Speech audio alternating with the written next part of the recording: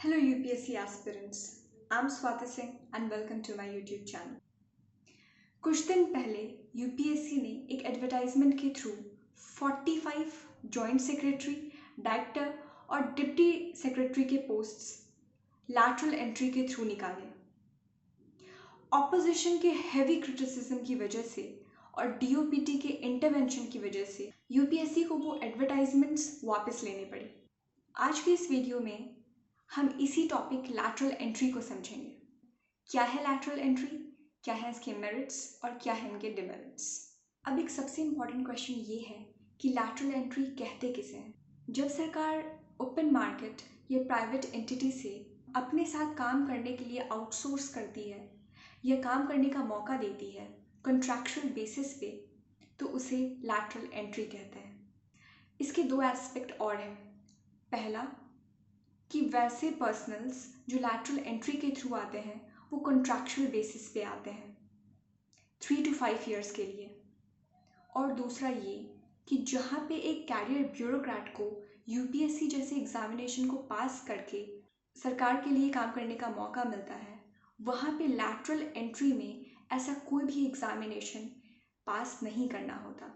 इन सब की शुरुआत 2017 में होती है, जब नीति आयोग सरकार को एक रिपोर्ट के थ्रू सजेस्ट करती है कि सरकार को सेंट्रल सेक्रेटरीट, मीडियम और सीनियर लेवल मैनेजमेंट में लैटरल एंट्री को अलाउ करना चाहिए। सरकार को कॉन्ट्रैक्चुअल बेसिस पे डिफरेंट फील्ड के एक्सपर्ट को 3 से 5 साल के लिए डिफरेंट डिपार्टमेंट और डिफरेंट प्रोजेक्ट में सरकार के साथ काम करने का मौका मिलना चाहिए।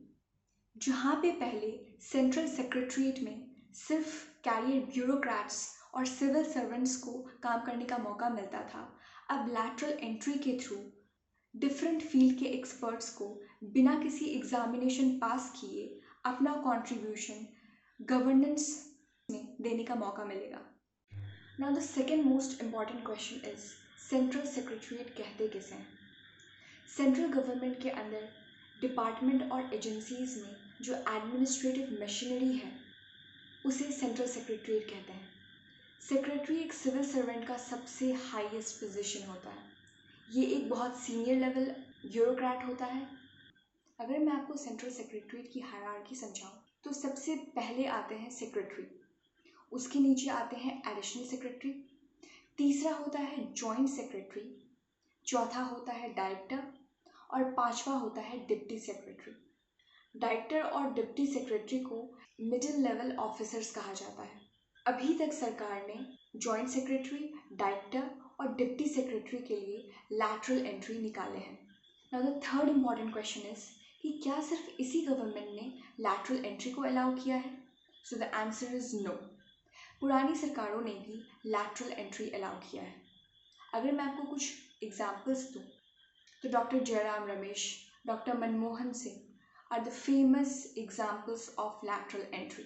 हमारे first prime minister Jawaharlal Nehru ने भी बाहर से एक्सपर्ट्स को हायर किया था एडमिनिस्ट्रेशन को संभालने के लिए। जब हमारा देश तुरंत आज़ाद हुआ था, हमारे पास एक्सपर्टीज़ की कमी थी, हमारे पास सीनियर ब्यूरोक्रेट्स की कमी थी, और तब जवाहरलाल नेहरू ने बाहर से ओपन मार्केट से एक्सपर्ट्स को सरकारी कामकाज संभालने के लिए हायर किया था। So no, it's not for the first time कि हम लैटरल एंट्री के थ्रू ऑफिसर्स को डायरेक्टली ला रहे हैं। But the only difference is इस सरकार ने इसे बहुत सिस्टमैटिक तरीके से किया है। जब सरकार से ये पूछा गया कि लैटरल एंट्री के पीछे आपका रीज़न क्या है, तो सरकार ने कहा इससे 2 ऑब्जेक्टिव पूरे होते हैं। हम फ्रेश टैलेंट को इंट्रोड्यूस करना चाहते हैं, और दूसरा कि सरकार के पास जो ये मैन पावर है हम उसके साइज़ को बढ़ाना चाहते हैं। और सरकार ने ये भी कहा कि स्पेशल असाइनमेंट के लिए हमें एक्सपर्ट की ज़रूरत पड़ती है, बिकॉज वही होते हैं जिन्हें पता होता है कि एक काम को कैसे किया जा सकता है।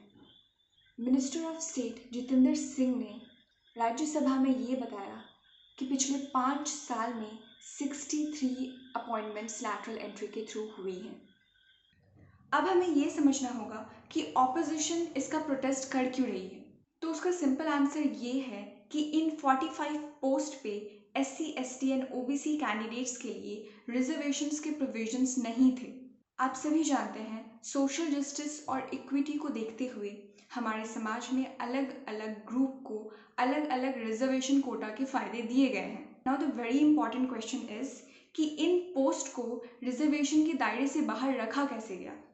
तो उसके लिए आपको ये समझना होगा कि पब्लिक जॉब्स और यूनिवर्सिटीज़ में रिजर्वेशन कैसे अप्लाई होता है। पब्लिक जॉब्स एंड यूनिवर्सिटी में जिस मेथड से रिजर्वेशन अप्लाई होता है उसे 13 पॉइंट रोस्टर कहा जाता है। अगर मैं आपको एग्जाम्पल से समझाऊं तो ओबीसी कैटेगरी को 27% रिजर्वेशन मिला है। तो अगर 100 सीट है और उसे हम 27 से डिवाइड करें तो वी विल गेट 3.7 अप्रॉक्सीमेटली 4। तो हर चौथा सीट एक ओबीसी कैंडिडेट के लिए रिजर्व है। उसी तरह अगर हम ईडब्ल्यूएस की बात करें तो ईडब्ल्यूएस को 10% तक का रिजर्वेशन मिलता है। तो अगर हम 100 को 10 से डिवाइड करेंगे दैट वुड बी 10। तो हर 10वां सीट एक ईडब्ल्यूएस के लिए रिजर्व्ड है। उसी तरह एससी और एसटी के लिए but up to 3 vacancies reservation apply नहीं होता। तो यूपीएससी ने जो एडवर्टाइजमेंट निकाले थे उसमें हर डिपार्टमेंट के अंदर सिंगल वैकेंसी निकाली थी और इसलिए उन सिंगल सीट्स पे, उन सिंगल वैकेंसी पे रिजर्वेशन कैटेगरी अप्लाई नहीं होता। एज ए यूपीएससी एस्पिरेंट्स आपको लैटरल एंट्री के मेरिट्स और डिमेरिट्स दोनों पता होने चाहिए। लैटरल एंट्री के थ्रू हम डिफरेंट फील्ड के एक्सपर्ट्स को सरकार के साथ मिलकर काम करने के लिए अलाउ करते हैं और इससे हमारे डिसीजन मेकिंग में काफ़ी इम्पैक्ट पड़ सकता है। जहाँ पे एक ब्यूरोक्रेट एक जनरलिस्ट ऑफिसर होता है वहीं पे एक एक्सपर्ट एक फील्ड में 15 से 20 साल तक काम किया होता है। उन्हें उन फील्ड्स की बारीकी से नॉलेज होती है। सो उनके इंक्लूजन से हमारे गवर्नेंस में काफ़ी इम्पैक्ट पड़ सकता है। ब्यूरोक्रेसी के फील्ड में फ्रेश पर्सपेक्टिव्स को भी इंक्लूड करने का लैटरल एंट्री एक अच्छा तरीका है। अगर हम लैटरल एंट्रेंस के अपॉइंटमेंट क्राइटेरिया को देखें तो उसके लिए जो एक्सपर्टीज़ और क्वालिफिकेशन चाहिए वो बहुत हाई है। So we want to work with best among the best. Lateral entrance के आने के बाद यूपीएससी रिक्रूटमेंट प्रोसेस में कोई फ़र्क नहीं पड़ता। हमारे ब्यूरोक्रेसी को मॉडर्नाइज करने के लिए हमें एफिशिएंसी को इक्विटी से ज़्यादा ऊपर रखना पड़ेगा। With the changing time bureaucracy का डोमेन बहुत ज़्यादा बढ़ चुका है तो इसलिए हमें समय समय पे एक्सपर्ट्स की ज़रूरत पड़ सकती है। अब अगर हम लैटरल एंट्री की कुछ डिमेरिट्स देखें तो लैटरल एंट्रेंस का अपॉइंटमेंट प्रोसेस यूपीएससी करवाती है बट पिछले कुछ महीनों में हमने देखा कि पूजा खेड़कर केस के बाद यूपीएससी के क्रेडिबिलिटी पे काफ़ी सवाल उठे हैं।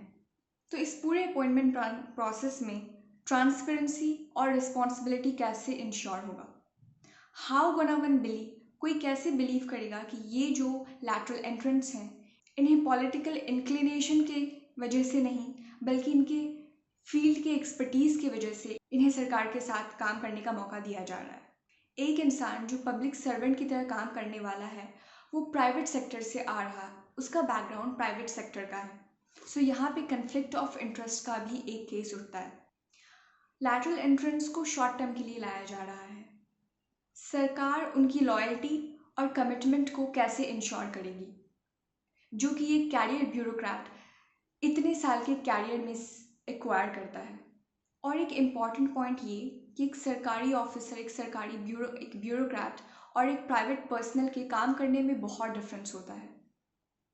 सरकारी ऑफिसर का डोमेन बहुत बड़ा होता है। अब एक प्राइवेट पर्सनल जो सरकार के साथ मिलकर काम करने वाला है वो सरकार के एरिया और डोमेन को लेके नॉलेज इतने कम समय में कैसे समझेगा। क्या सरकार उन्हें ट्रेनिंग देने वाली है। एक प्राइवेट पर्सनल में पब्लिक सेक्टर वैल्यूज़ की भी कमी हो सकती है। और सबसे इम्पॉर्टेंट बात, लैटरल एंट्री को पॉलिटिकली न्यूट्रल होना चाहिए। सरकार को ऐसे लोगों को लैटरल एंट्री के थ्रू नहीं लाने चाहिए जो उनके पॉलिटिकल एजेंडा को पुश करे, वरना फिर ये पूरे लैटरल एंट्री प्रोसेस को स्टिग्मेटाइज कर देगा और उससे सरकार और यूपीएससी के क्रेडिबिलिटी पे काफ़ी सवाल उठेंगे। Friends, as I told you earlier, lateral entry कोई नया सिस्टम नहीं है, it was always there. It's just that इस सरकार ने इसे सिस्टमैटिक तरीके से लाया है। अगर हम यूपीए सरकार की बात करें तो अपने सेकेंड टर्म में उन्होंने भी लैटरल एंट्रेंस को यूपीएससी के थ्रू लाने का सजेशन दिया था।